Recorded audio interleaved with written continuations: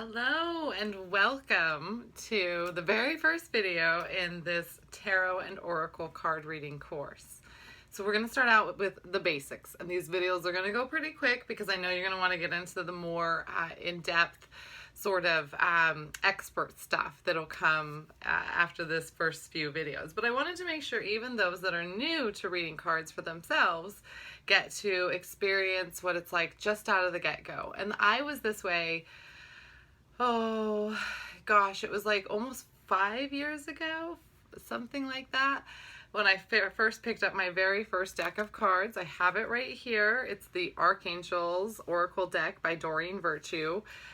Looks like this on the outside of the box, this beautiful pink box. So it's really beautiful the way it comes to you. So this first video is all about choosing a deck.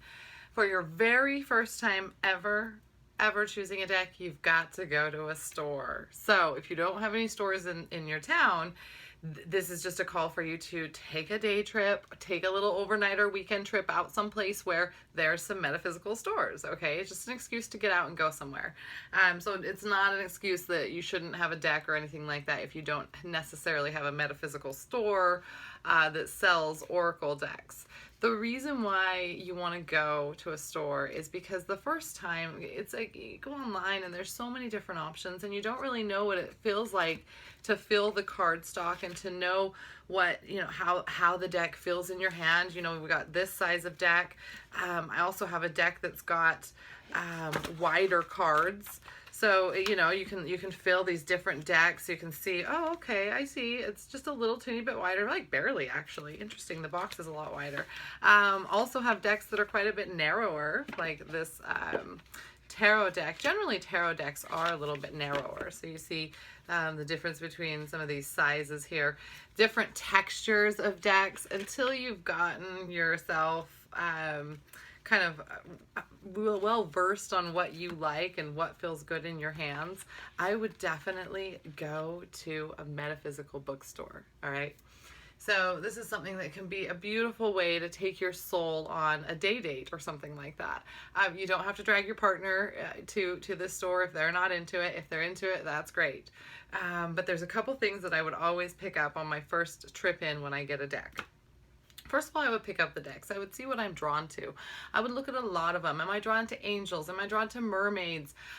Do I want something a little bit more like Mother Mary or Goddess Isis or Kuan Yin? Something that's like very divine feminine, very nurturing to that side of things. Do I want something that's got a wide range of different options?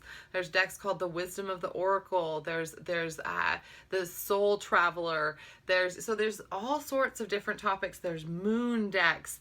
There's tree. This is the Soul Trees Self-Discovery deck here. So this has images, all sorts of different kinds of trees. Okay, so that you get different, and then there's words at the bottom. Okay, there's also decks, like for example, this one. This is great when you're new because there's a lot of information on the deck. So most all of them come with a book, okay? Although, like for example, this Soul Trees book, it doesn't come with a book. It comes with a couple of cards that have ideas. I'll try to zoom in onto this one. So, I mean, you see the bold. It's not that much information per card, so it uses a lot more intuition. And in the beginning, that can be intimidating. So in the beginning, I would go with a deck that has information on here, okay, something written down here, and also an accompanying guidebook, something that you can get more in-depth, you can get additional meanings, things like that might be coming up for you. Even this moon deck that I have has a guidebook.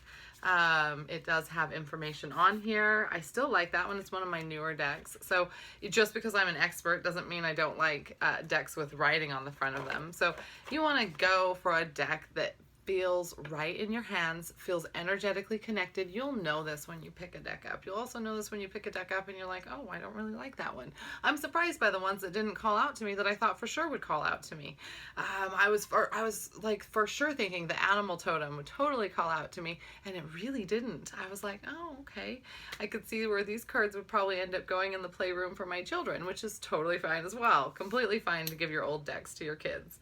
So all I'm saying here in this super short video on how to choose a deck is the very first time you experience that, go to a store, play with them, touch them, read about them, see what the different options are, and be led by your soul. So this is a journey for the inner child, okay?